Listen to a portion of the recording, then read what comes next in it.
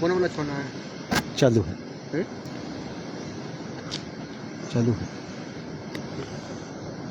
नमस्कार श्रीमान, मैं उमेश आज आपके बोकारो जिले में स्थित गरगा डैम में आपका स्वागत करता हूं। श्रीमान जरा देखिए ध्यान से। यूं तो तेनू घाट आप गए होंगे, माइथन डैम गए होंगे, बहुत सारे जगहों पर आप गए होंगे, लेकिन जो वर्तमान खासा हालत है गरगा डैम का, ये जरा देखने का चीज है। एक्चुअली मेरा दिखाने का उद्देश्य यही है कि सरकार के करोड़ों रुपए आते हैं, जहां एक और जल संरक्षण की बात कही जाती है। जल है तो जीवन है, जल है तो कल है, जल है तो आज है, और जल ही आने वाले भविष्य का संकेत है।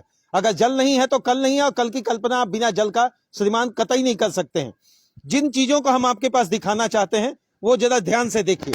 थोड़ा नजदीक आइए भैया, नजदीक। जिन चीजों को हम आपको दिखाना चाहते हैं, ये है पुल पर अनेक तरह के यंत्र, और यंत्र की हालत शायद यह बदली हुई है या बदलने के हालत में है या बदला जाना है। लेकिन मैं तो यही कहूंगा कि पिछले लंबे समय से श्रीमान इन सारी चीजों पर मुझे नहीं लग रहा कि 1 रुपया भी खर्चा हुआ होगा।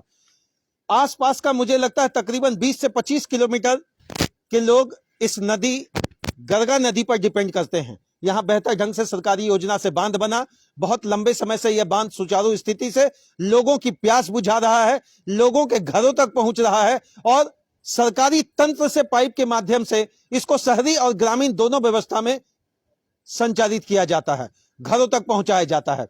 लेकिन मेरा जो आपके तक पहुंचाने का उद्देश्य है, जब आप बाली जी को छोड़कर इस रोड से आएंगे, मेन रोड से सीधा बाली जी से, मैं कहूंगा नियर अबाउट 1 से 1.5 किलोमीटर का मैटर है।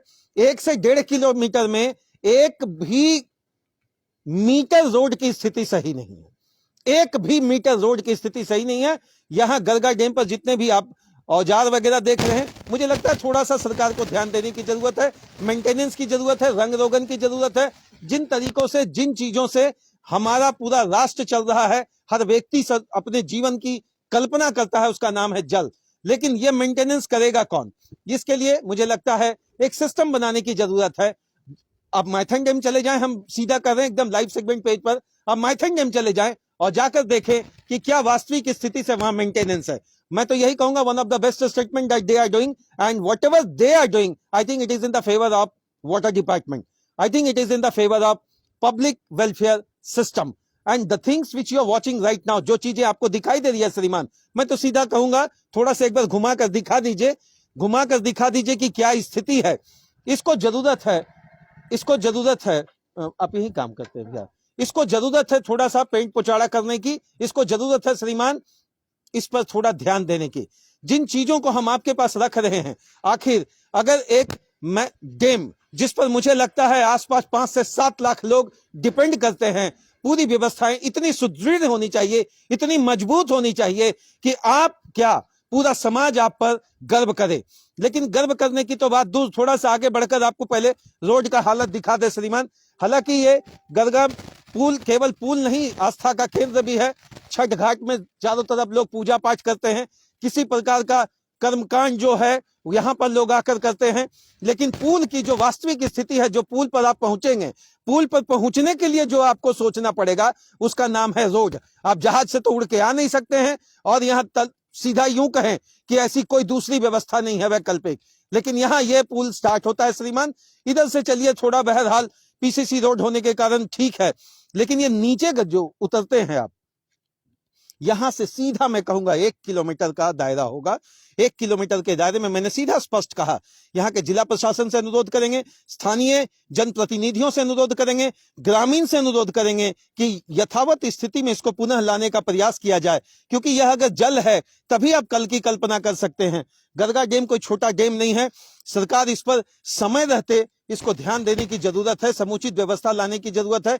हालांकि यहाँ सरकारी गार्ड की व्यवस्था है, और गार्ड साहब लोग से थोड़ा जानने की कोशिश करेंगे उनकी क्या दायित्व है या किस तरीके से ये चीजों को किया जाता है। सुरक्षा के नाम पर मैं तो एक चीज कहूंगा कि सरकार ठीक है, मुस्तैद है, लेकिन मेंटेनेंस के नाम की जब आप बात करते हैं श्रीमान, मेंटेनेंस, मैं तो ये कहूंगा कि आपको समझना होगा कि बिना मेंटेनेंस का इतना बड़ा पुल, इतना बड़ा सिस्टम, इतना बड़ा सुचारू व्यवस्था जो कि लंबे समय से इसको संचालित किया जा रहा है, ये तो काबिले तारीफ है। लेकिन आखिर इसका रख रखाव कौन करेगा, कौन देखता है, कैसे देखता है, कहां से देखता है, किस विभाग देखता है, हर व्यक्ति को पता है।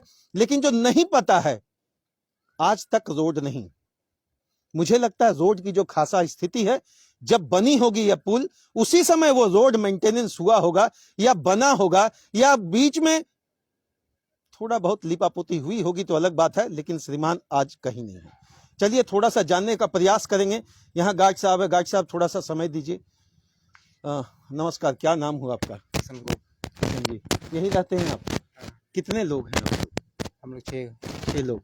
कैसे ड्यूटी अल्टरनेट करते हैं आप लोग? समय ए सी बी और नाइट शिफ्ट। अच्छा, ए बी और सी तीनों? हाँ, तीनों। तो एक समय में 2 लोग रहते 2 लोग रहते हैं? हैं। आप लोग यहीं आसपास के? हाँ, आसपास के हैं। होम गार्ड में हैं? हाँ, और अच्छा, क्या आप लोगों का क्या यहाँ जिम्मेवारी रहता है? जिम्मेवारी से कोई ऊपर ना चढ़े, सामान वामान का देखभाल, सुरक्षा। ऊपर भी चढ़ जाता है क्या आदमी? हाँ, आदमी चढ़ जाता है।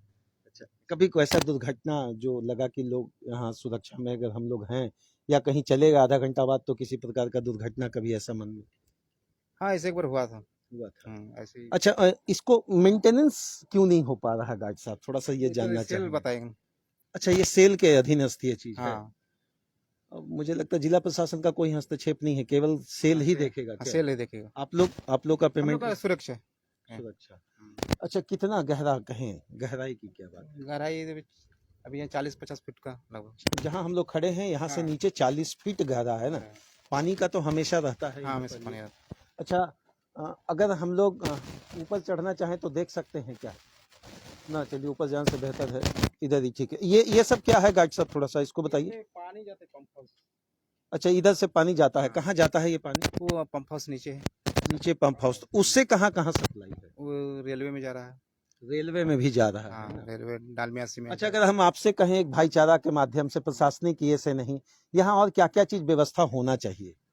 व्यवस्था क्या होना चाहिए तो कुछ कमी दिखता है? हाँ, कमी है, जैसे रोड कमी। रोड का समस्या है। चलिए, इनकी भी कुछ विडंबनाएं हैं, ये नौकरी पर हैं, ज्यादा प्रश्न हम इनसे नहीं कर सकते। अब आते हैं मुद्दा पर श्रीमान। ऐसी बहुत सारी मशीनें श्रीमान यहाँ पर जंग पड़ी है, और आने वाले समय में मुझे लगता है विभागीय स्तर पर या तो इसे बेच दिया जाएगा या इसको फिर से बदल कर लाया जाएगा, लेकिन इसका मेंटेनेंस नहीं होगा। अगर इसका मेंटेनेंस नहीं होगा तो फिर जो खरीद बिक्री वाली बात है, फिर वह क्यों? बहुत सारी चीजें जो मुझे लगता है व्यवस्था में तो कहीं ना कहीं कमी है। विभागीय स्तर पर भी आप नीचे देख लें, अगर जो भी रूम वगैरह था मेंटेनेंस, मैं तो एक चीज जानना चाहता हूँ श्रीमान, जब इतनी चीजें लोगों के समक्ष है, जब इसी पर लोग मुझे लगता है कि डिपेंड हैं, निर्भर हैं, पूजा के लिए, पाठ के लिए, जीने के लिए, और सारी चीजों के लिए, तो इस पर ध्यान क्यों नहीं? अगर कितना पाया है गार्ड साहब, थोड़ा सा बताएंगे कितना पाया है इसमें? हाँ, गेट कितना है? 6 गेट है।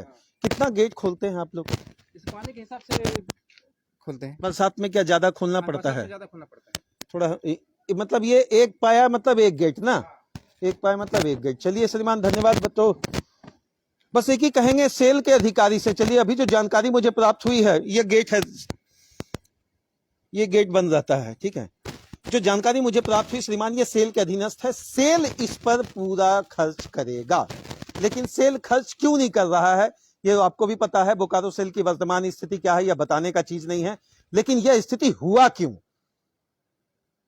चलिए, बिजली बनाने के लिए पानी चाहिए, जीने के लिए पानी चाहिए, विकास के लिए पानी चाहिए। जहां एक सुंदर माला के माध्यम से बनारस टू कलकत्ता को जोड़ने के लिए एक बड़ी योजना तैयार की जा रही है श्रीमान, जहां पर यह भी देखा जा रहा कि हम नदियों को जोड़कर उस पर यातायात सुगम करें। मतलब हम विदेशी संचार व्यवस्था को भारत में, जो पुराना मेरा व्यवस्था था, आज विदेशों ने अपनाया, विदेश उस पर बहुत आगे डेवलप किया, लेकिन हम जल संचार व्यवस्था में आज कहां हैं? जल यातायात व्यवस्था में हम कहां हैं? जल संरक्षण व्यवस्था में हम कहां हैं? जल संवर्धन व्यवस्था में हम क्या हैं? अगर नहीं है तो मुझे लगता है कल की भविष्य की चिंता इसी जल पर होनी चाहिए। ये इंटरनेशनल प्रॉब्लम आप लोग सुनते होंगे कि बहुत सारे गांव में भी पानी का स्तर ट्यूबवेल में श्रीमान बहुत तेजी से नीचे की ओर गया है। डीप बोरिंग पर सरकार बैन लगा रखी है, लेकिन यही पानी है जो यथावत स्थिति रहेगा, आज भी है, कल भी है, परसों भी है। इसका संरक्षण संवर्धन मुझे लगता है एक बहुत बड़ी चिंता का विषय है, जो राज्य सरकार, केंद्र सरकार या कोई भी ऑटोनॉमस बॉडी जब इसको देखता है तो मुझे लगता है उनको जरूर सोचना चाहिए। जय हिंद श्रीमान। मैंने सदैव एक बात कहा है, न पक्ष न विपक्ष, जहां समस्या होगी श्रीमान, जिस जगह होगा, मैंने सदैव एक बात कहा है, ये आम जनप्रतिनिधियों की न केवल एक उपेक्षा की बात है, बल्कि उन्हें भी सोचना पड़ेगा कि कल दिन उन लोग जो कि आपको वोट देते हैं वहां तक जल को पहुंचाने में आपको कितनी कड़ी मशक्कत करनी पड़ेगी। जल विभाग, जल मंत्री जो भी हैं झारखंड के अंतर्गत, या उन्हें भी इस बात को थोड़ा सोचना पड़ेगा, जहां इतना बड़ा भंडारण का क्षमता आपके पास है, इसके संवर्धन के लिए आपने कार्य कब प्रारंभ करना है। जय हिंद श्रीमान।